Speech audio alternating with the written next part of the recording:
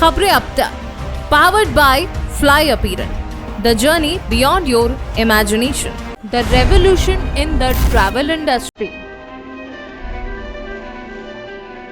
अगर आप करने जा रहे हैं अपनी ट्रिप प्लान, तो फ्लाई अपीयरेंस बनाएगा आपके सफर को और भी आसान। फ्लाइट, होटल और कैब बुकिंग में नहीं होंगे परेशान। अब बिना किसी मुश्किल के होगा आपका ट्रैवल प्लान। फ्लाई अपीयरेंस बनाएगा आपके हॉलिडे को और भी सरल और आसान। अगर आप प्लान कर रहे हैं फैमिली हॉलिडे या फिर कॉर्पोरेट टूर, तो चुने फ्लाई अपीयरेंस, जो आपकी मुश्किलें करेगा दूर।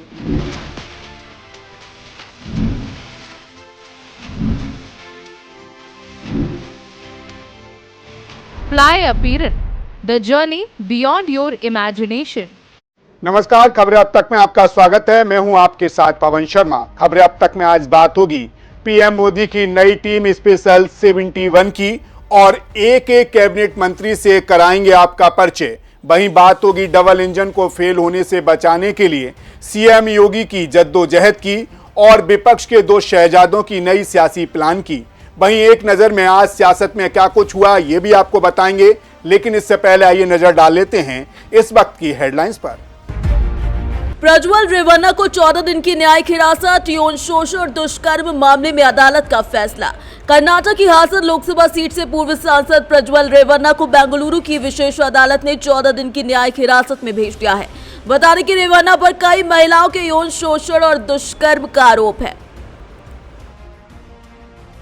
दूसरी बार सिक्किम के सीएम बने प्रेम तमांग, राज्यपाल ने 8 मंत्रियों के साथ दिलाई शपथ, पीएम मोदी ने दी बधाई। सिक्किम क्रांतिकारी मोर्चा के अध्यक्ष प्रेम सिंह तमांग ने राज्य के मुख्यमंत्री के रूप में शपथ ले ली है। यह लगातार दूसरी बार है जब तमांग सिक्किम के मुख्यमंत्री बने हैं। शपथ ग्रहण समारोह का आयोजन सिक्किम के पालजोर स्टेडियम में आयोजित कराया गया। शहबाज के बाद अब बड़े शरीफ ने दिल खोलकर दी बधाई। जी हां, प्रधानमंत्री नरेंद्र मोदी के लिए आ रहे बधाई संदेशों की कड़ी में पाकिस्तान के पूर्व पीएम नवाज शरीफ की तरफ से भी उन्हें बधाई दी गई है। नवाज शरीफ ने सोशल मीडिया प्लेटफॉर्म एक्स पर अपने पोस्ट पर कहा कि तीसरी बार सत्ता संभालने पर मोदी जी को मेरी हार्दिक शुभकामनाएं। उन्होंने पीएम मोदी के नेतृत्व की सराहना की और कहा कि जनादेश उनमें लोगों के विश्वास को दर्शाता है। उन्होंने कहा कि आइए हम नफरत को आशा में बदलें। बलौदा बाजार में हिंसक प्रदर्शन, जिला पुलिस अधीक्षक कार्यालय में लगाई गई आग। छत्तीसगढ़ के बलौदा बाजार में प्रदर्शनकारियों ने जिला पुलिस अधीक्षक कार्यालय को आग के हवाले कर दिया। घटना को लेकर उप मुख्यमंत्री शर्मा ने कहा कि प्रदेश में कहीं भी असामाजिक सौहार्द बिगड़ने वाली घटनाओं को बर्दाश्त नहीं किया जाएगा। रिकॉर्ड ऊंचाई पर पहुंचने के बाद लाल निशान पर क्लोजिंग, उतार चढ़ाव वाले सेशन के बाद सोमवार को घरेलू बाजार लाल निशान पर बंद हुआ। हालांकि क्लोजिंग से पहले सेंसेक्स पहली बार 77,000 के पार पर और एनएसई निफ्टी 23,400 के पार पर पहुंच गया। शपथ ग्रहण के बाद सोमवार को शुरुआती कारोबारी सेशन में 30 शेयरों वाला बीएसई सेंसेक्स पहली बार 77,000 के ज्यादा स्तर पर पहुंचा और दूसरी ओर निफ्टी पहली बार 23,411 के रिकॉर्ड स्तर पर पहुंची। हेडलाइंस के बाद एक बार फिर आपका स्वागत है। रिपोर्ट्स की ओर करेंगे रुख, लेकिन उससे पहले आज के वायरल वीडियो से आपको रूबरू करवा देते हैं। कल तीसरी बार लगातार प्रधानमंत्री बनने का गौरव पीएम नरेंद्र मोदी ने हासिल कर लिया है, लेकिन जब कल हजारों की संख्या में वीवीआईपी राष्ट्रीय भवन में शपथ ग्रहण के समय मौजूद थे, उस वक्त एक नजारा देखने को मिला जिसने सभी के होश उड़ा दिए। शपथ ग्रहण समारोह के दौरान का एक वीडियो चर्चा का विषय बना हुआ है। इस वीडियो में शपथ ग्रहण के दौरान एक जानवर राष्ट्रपति भवन की सीढ़ियों पर चलता नजर आया और ये जानवर कोई साधारण जानवर नहीं लग रहा था, जिसके बाद लोग कई तरह के कयास लगा रहे हैं। पहले तो आप ये वायरल वीडियो देखिए।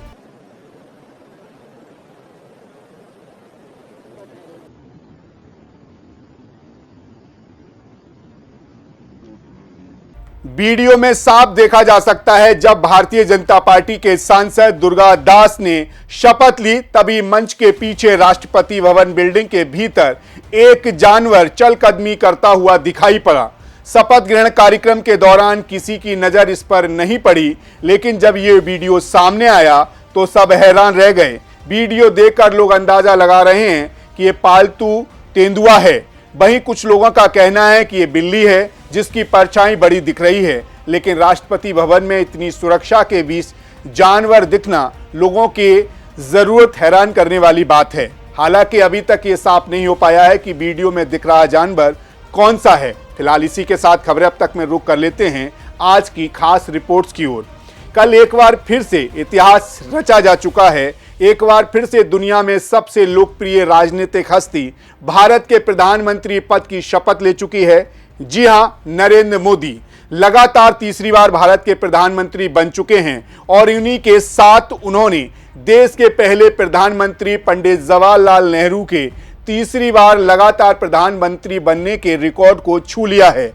अपने पिछले 2 कार्यकालों में पूर्ण बहुमत की सरकार का नेतृत्व करने वाले मोदी इस दफा हालांकि गठबंधन सरकार की अगुवाई करेंगे, वो एक ऐसे मंत्रिमंडल का नेतृत्व करेंगे जिसमें भारतीय जनता पार्टी के नेतृत्व वाले राष्ट्रीय जनतांत्रिक गठबंधन के सहयोगियों को शामिल किया गया है और साथ ही पूर्ववर्ती सरकार में शामिल रहे वरिष्ठ नेताओं के अनुभवों पर भरोसा जताया गया है। मोदी के साथ राजनाथ सिंह, अमित शाह, नितिन गडकरी, निर्मला सीतारमण, एस जयशंकर सहित भारतीय जनता पार्टी के वरिष्ठ नेताओं ने राष्ट्रपति भवन में कैबिनेट मंत्री के रूप में शपथ ली। भारत की राष्ट्रपति द्रौपदी मुर्मू ने मोदी और 30 कैबिनेट मंत्रियों, 5 स्वतंत्र प्रभाव वाले मंत्रियों और 36 राज्य मंत्रियों को शपथ और गोपनीयता की शपथ दिलाई। तो चलिए आपको बताते हैं कि पीएम मोदी को छोड़कर उनकी स्पेशल 71 कैबिनेट में कौन कौन है शामिल। अमित शाह बीजेपी के पूर्व राष्ट्रीय अध्यक्ष, गुजरात के गांधीनगर से सांसद, 2019 के मोदी मंत्रिमंडल में गृह मंत्री। राजनाथ सिंह बीजेपी के पूर्व राष्ट्रीय अध्यक्ष, यूपी के लखनऊ से सांसद, 2019 के मोदी मंत्रिमंडल में रक्षा मंत्री। निर्मला सीतारमण 2014 से वित्त मंत्री, आंध्र प्रदेश से बीजेपी की राज्यसभा सांसद, देश की पहली पूर्णकालिक महिला वित्त मंत्री। एस जयशंकर मोदी 2.0 में विदेश मंत्री बनाए गए। अमेरिका और चीन जैसे प्रमुख देशों में भारत के राजदूत रहे, फिर विदेश सचिव बने। हरदीप सिंह पुरी यूपी से राज्यसभा सांसद, पहली और दूसरी मोदी सरकार में शहरी विकास मंत्री रहे। जेपी नड्डा बीजेपी के राष्ट्रीय अध्यक्ष, हिमाचल प्रदेश से राज्यसभा सांसद, पूर्व में केंद्रीय स्वास्थ्य एवं परिवार कल्याण मंत्री रहे। शिवराज सिंह चौहान मध्य प्रदेश के मुख्यमंत्री रहे। विदिशा लोकसभा क्षेत्र से 76.1% वोट पाकर भारी जीत दर्ज की और अब मोदी मंत्रिमंडल में मंत्री बने। भूपेंद्र यादव राजस्थान के अलवर से पहली बार लोकसभा चुनाव जीते। राजस्थान से ही राज्यसभा सांसद भी रहे। मोदी 2.0 में भी मंत्री रहे। धर्मेंद्र प्रधान मोदी सरकार में पेट्रोलियम और शिक्षा मंत्री रहे। उड़ीसा की संबलपुर सीट से जीतकर लोकसभा पहुंचे। अन्नपूर्णा देवी झारखंड के कोडरमा से बीजेपी सांसद, मोदी सरकार में दूसरी बार मंत्री। मोदी 2.0 में मानव संसाधन राज्य मंत्री का प्रभार। मनोहर लाल खट्टर हरियाणा के पूर्व मुख्यमंत्री, करनाल से पहली बार लोकसभा चुनाव जीतकर संसद पहुंचे हैं। सर्बानंद सोनोवाल मोदी सरकार में दूसरी बार मंत्री बने, असम के मुख्यमंत्री रह चुके। डॉक्टर वीरेंद्र कुमार मध्य प्रदेश के टीकमगढ़ लोकसभा क्षेत्र से सांसद, मोदी सरकार में तीसरी बार मंत्री बने। ज्योतिरादित्य सिंधिया मध्य प्रदेश के गुना से 5वीं बार सांसद, जुलाई 2021 से नागरिक उड्डयन मंत्री रहे। यूपीए की दोनों सरकारों में भी मंत्री रहे थे। अश्वनी वैष्णव उड़ीसा से राज्यसभा सांसद, मोदी 2.0 में रेल मंत्री बनाए गए। 1994 बैच के उड़ीसा कैडर के आईएएस रहे। पीयूष गोयल उत्तर मुंबई से जीतकर पहली बार लोकसभा पहुंचे। पहली और दूसरी सरकारों में भी रेल और वाणिज्य मामलों के मंत्री के रूप में शामिल रहे। जी किशन रेड्डी 2014 से 2018 तक तेलंगाना के बीजेपी विधायक रहे। सिकंदराबाद से दूसरी बार लोकसभा चुनाव जीते। मोदी 2.0 में भी मंत्री रहे। गजेंद्र शेखावत राजस्थान के जोधपुर से लगातार तीसरी बार लोकसभा सांसद बने। मोदी 2.0 में जल शक्ति मंत्री बने। गिरिराज सिंह 2014 में बिहार के नवादा से, फिर 2019 और 2024 में बेगूसराय से सांसद बने। मोदी सरकार में मंत्री रह चुके हैं। सीआर पाटिल गुजरात के नवसारी से लोकसभा सांसद चुने गए। 4 बार लोकसभा सांसद बने हैं। पहली बार केंद्रीय मंत्रिमंडल में शामिल किए गए। किरेन रिजिजू अरुणाचल पश्चिम से सांसद, चौथी बार लोकसभा सांसद बने। मोदी सरकार के तीनों कार्यकाल में मंत्री। मनसुख मांडविया पहली बार गुजरात के पोरबंदर से लोकसभा के सांसद बने। मोदी 2.0 में स्वास्थ्य मंत्री रहे। चिराग पासवान 2014 और 2019 में बिहार के जमुई से लोकसभा सांसद रहे। 2014 में हाजीपुर से सांसद चुने गए, पहली बार केंद्रीय मंत्री बने। राजीव रंजन सिंह उर्फ ललन सिंह बिहार के मुंगेर से लोकसभा का चुनाव जीतकर आए। बिहार सरकार में मंत्री, प्रदेश के मुख्यमंत्री नीतीश कुमार के बेहद करीबी, 4 बार लोकसभा सदस्य। जीतन राम मांझी बिहार के पूर्व मुख्यमंत्री, गया लोकसभा सीट से जीतकर आए, पहली बार केंद्रीय मंत्री बने। राम मोहन नायडू 36 साल की उम्र में केंद्रीय मंत्री बनने वाले राम मोहन नायडू तीसरी बार लोकसभा चुनाव जीते हैं। मोदी मंत्रिमंडल 3.0 में सबसे युवा मंत्री। HD कुमारस्वामी पूर्व प्रधानमंत्री HD देवेगौड़ा के बेटे, कर्नाटक के 2 बार मुख्यमंत्री रहे। 1996 में पहली बार बने थे लोकसभा चुनाव। राव इंदरजीत सिंह गुरुग्राम से लोकसभा सांसद, छठी बार लोकसभा चुनाव जीते। मोदी सरकार के पहले के दोनों कार्यकाल में भी मंत्री रहे। डॉक्टर जितेंद्र सिंह जम्मू कश्मीर के उधमपुर से लोकसभा सांसद चुने गए, PMO में राज्य मंत्री रहे। 2014 से लगातार तीसरी बार सांसद रहे। अर्जुन राम मेघवाल राजस्थान की बीकानेर लोकसभा सीट से सांसद चुने गए।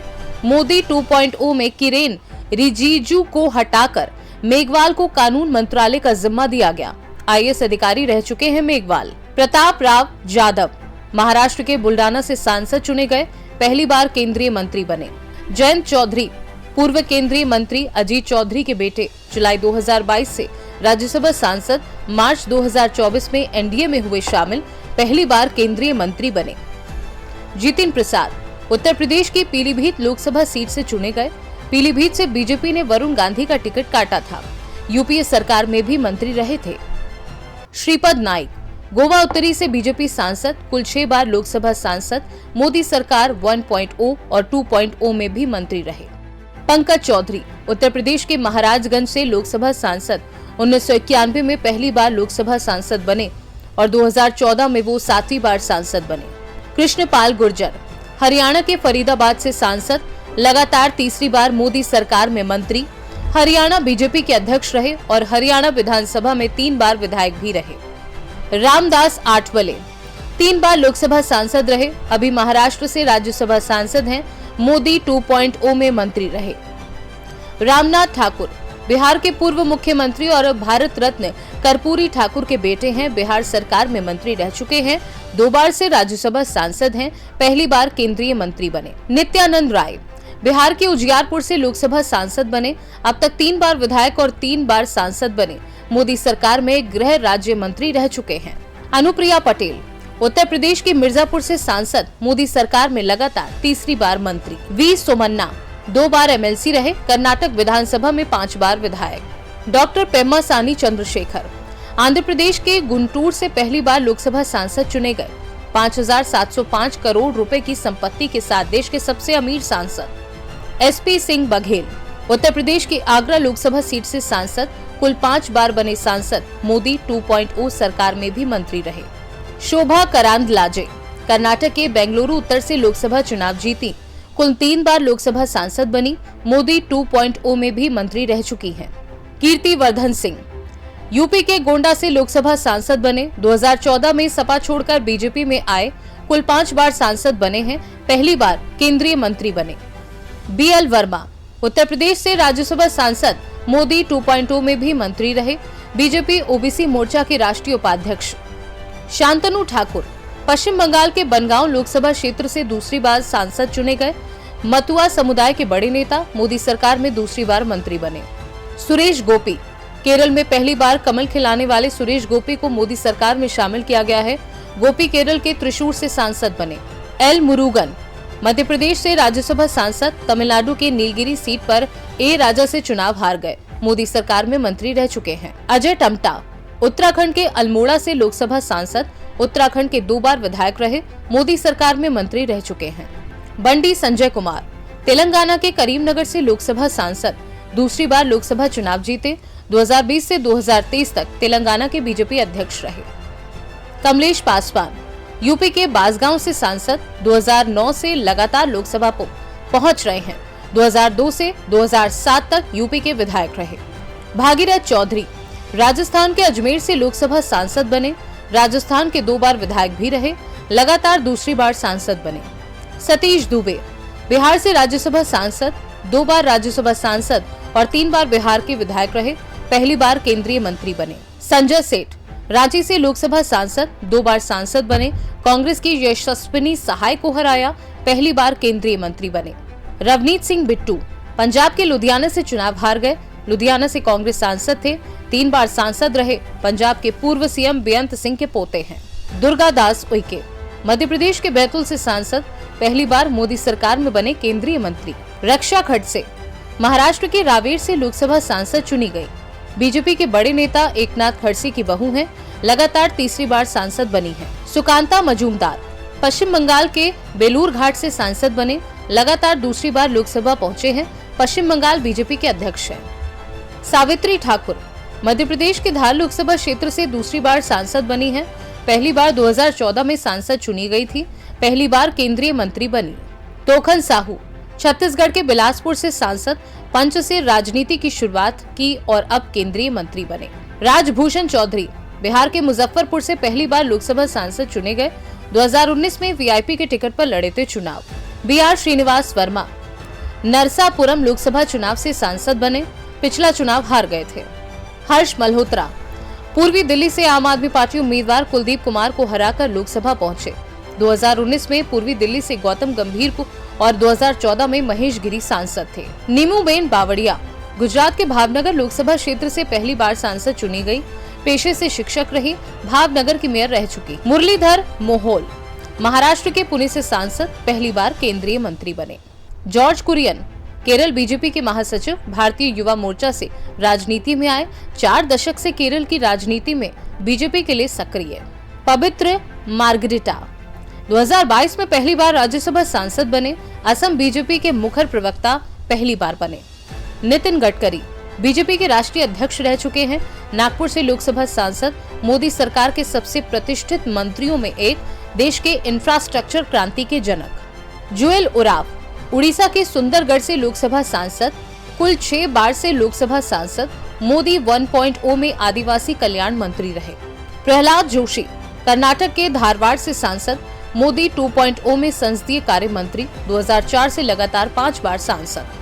यानी कि देखा जाए तो साफ पता चलता है कि पीएम मोदी की नई कैबिनेट में नई सोशल इंजीनियरिंग है, तो साथ ही राज्यों की सियासत का भी ध्यान रखा गया है।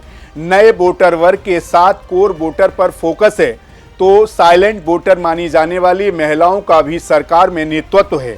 जाति हो या राज्य, सभी का ध्यान रखा गया है। चुनाव प्रचार के दौरान विपक्षी इंडिया ब्लॉक की रणनीति के केंद्र में रहे अन्य पिछड़ा वर्ग और SIVC को मोदी मंत्रिमंडल में सबसे अधिक नेतृत्व मिला है। ओबीसी से 27 और अत्यंत पिछड़ा वर्ग से 2, कुल 29 मंत्री इस वर्ग से बनाए गए हैं। हालांकि इस कैबिनेट के माध्यम से पीएम मोदी 3.0 कार्यकाल में कितना दम दिख पाएगा, ये देखने वाली बात होगी। फिलहाल इसी के साथ खबरें अब तक में बढ़ते हैं अगली खबर की ओर। उत्तर प्रदेश के मुख्यमंत्री योगी आदित्यनाथ, ये नाम अक्सर सुर्खियों में रहता है। अपने एक्शन, अपने प्लान के लिए, अपनी पावर के लिए योगी जी का मॉडल केवल उत्तर प्रदेश में ही नहीं बल्कि पूरे देश में फॉलो किया जाता है। मगर इस बार योगी आदित्यनाथ का जादू उन्हीं के यूपी में नहीं चल पाया। लोकसभा चुनाव में भारतीय जनता पार्टी को उत्तर प्रदेश से 29 सीटों का नुकसान उठाना पड़ा। जो महत्वपूर्ण सीटें भारतीय जनता पार्टी के कब्जे में थीं, वो इस बार विपक्ष उड़ा ले गया। इस परिणाम के बाद से ही सीएम योगी भी ज्यादा एक्टिव हो गए हैं। उनके चेहरे की मायूसी उनके जज्बे को कमजोर नहीं कर सकी। शायद इसीलिए वो एक नई शुरुआत करने के मूड में दिख रहे हैं। देखिए उस पर हमारी ये रिपोर्ट। यूपी में लोकसभा चुनाव 2024 के दौरान भाजपा का प्रदर्शन निराशाजनक रहा। प्रदेश की 80 लोकसभा सीटों में से भाजपा के पाले में महज 33 सीटें आई हैं। भाजपा के सहयोगी के तौर पर रालोद ने 2 और अपना दल एस ने 1 सीट पर जीत दर्ज की है। वहीं विपक्षी गठबंधन को 43 सीटों पर जीत मिली है। इंडिया गठबंधन के तहत सपा को 37 और कांग्रेस को 6 सीटों पर जीत मिली है। एक सीट आजाद समाज पार्टी को गई है। ऐसे में यूपी के भाजपा चेहरे के तौर पेश किए गए सीएम योगी आदित्यनाथ को लेकर कयासबाजियां जारी हैं, जिससे कहीं न कहीं उनका हौसला कम पड़ सकता था, मगर ऐसा हुआ नहीं। यूपी में भले ही भाजपा को बड़ा झटका लगा है, लेकिन सीएम योगी आदित्यनाथ ने अपनी सक्रियता बढ़ा दी है। प्रदेश में बेहतर कानून व्यवस्था के आधार पर लगातार दूसरी बार सरकार बनाने वाले सीएम योगी ने एक बार फिर मुद्दों पर फोकस किया है। अपराधियों के खिलाफ एक्शन लगातार हो रहा है, एनकाउंटर्स की संख्या बढ़ गई है। वहीं विकास योजनाओं के जरिए वे लोगों के बेहतर जीवन स्तर की योजना पर काम करते दिख रहे हैं। इसके अलावा मुख्यमंत्री योगी आदित्यनाथ दिल्ली में लगातार नेताओं से मिल रहे हैं। दरअसल नरेंद्र मोदी सरकार के तीसरे कार्यकाल के शपथ ग्रहण समारोह के बाद दिल्ली में राजनीतिक पारा हाई है। समारोह में भाग लेने सीएम योगी भी दिल्ली पहुंचे थे। रविवार रात को हुए शपथ ग्रहण समारोह के बाद सीएम योगी ने सोमवार की सुबह सीनियर नेताओं से मुलाकात की। दावा किया जा रहा है कि सीएम योगी तमाम नेताओं से औपचारिक मुलाकात कर रहे हैं, मगर देखा जाए तो डबल इंजन सरकार के तौर पर केंद्र और यूपी सरकार को आगे बढ़ाने की रणनीति के तहत इन मुलाकातों को देखा जा सकता है। देखा जाए तो उत्तर प्रदेश के मुख्यमंत्री योगी आदित्यनाथ को लेकर दिल्ली से लखनऊ तक हलचल बढ़ी हुई है। उत्तर प्रदेश में भारतीय जनता पार्टी के खराब प्रदर्शन के बाद से लगातार विवाद गहराता जा रहा है। यूपी में लोकसभा चुनाव के बाद बदली स्थिति के बीच सीएम योगी की दिल्ली में मुलाकातों का दौर कुछ नया लेकर जरूर आ सकता है, जो यूपी में भारतीय जनता पार्टी को एक बार फिर बूस्ट देगा। इसी के साथ वक्त है अगली रिपोर्ट्स की ओर बढ़ने का। लोकसभा के चुनाव खत्म हो चुके हैं। एक बार फिर पीएम मोदी अपना कार्यभार संभाल चुके हैं, मगर इस बार जीत की वो खुशी नजर नहीं आई जो पिछले 2 लोकसभा चुनावों में भारतीय जनता पार्टी और खुद पीएम मोदी के चेहरे पर हुआ करती थी। कारण साफ है, 2014 के बाद पहली बार विपक्ष भारतीय जनता पार्टी पर हावी होता नजर आया है। इस बार जिस मजबूती से विपक्ष ने चुनाव लड़ा वो न केवल हैरान करने वाला है, बल्कि सत्ता पक्ष के लिए एक सबक भी है।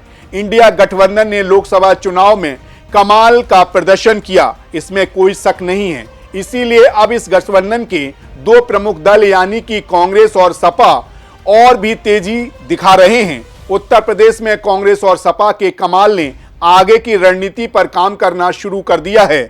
जी हां, अभी चुनाव खत्म जरूर हो गए हैं, लेकिन कांग्रेस और सपा ने 2027 विधानसभा चुनाव के लिए तैयारी शुरू कर दी है। देखिए इस पर हमारी एक खास रिपोर्ट। इस बार लोकसभा चुनाव में यूपी के 2 लड़कों की कहानी ने कमाल कर दिया है। 2 शहजादों ने भाजपा को कड़ी टक्कर दी है और इसके बाद अब विपक्ष अपने अंदर एक ऊर्जा का संचार कर चुका है। इसलिए एक चुनाव खत्म होते ही दूसरे चुनाव की ओर बढ़ चला है। उत्तर प्रदेश में समाजवादी पार्टी के अध्यक्ष अखिलेश यादव के पीडीए पिछड़ा दलित और अल्पसंख्यक के नारे का जादू ऐसा चला कि सपा ने 37 सीटें जीतकर इतिहास रच दिया।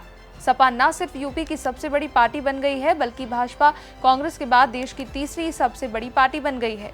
सपा पीडीए के इस जोश को आगामी विधानसभा चुनाव में भी धार देने की तैयारी में जुट गई है। समाजवादी पार्टी की नजर आगामी 2027 में होने वाले विधानसभा चुनाव पर लगी हुई है। लोकसभा में पीडीए की सफलता के बाद सपा अध्यक्ष अखिलेश यादव इस प्रयोग को अब अगले चुनाव में आजमाने की तैयारी कर रही है। खबरों के मुताबिक अखिलेश यादव ने संविधान, लोकतंत्र और समानता जैसे मुद्दों पर लगातार भारतीय जनता पार्टी को घेरने की रणनीति तैयार की है। तो दूसरी तरफ लोकसभा चुनाव में परिणाम से उत्साहित कांग्रेस की जनता के बीच पहुंचने की तैयारी है। मकसद अपने नेता राहुल गांधी के रास्ते पर कदम डालकर यूपी में 2027 का सियासी सफर तय करने का पार्टी का प्लान है। इसके लिए कांग्रेस 11 से 15 जून तक यूपी की सभी 403 सीटों पर धन्यवाद यात्रा निकाल रही है।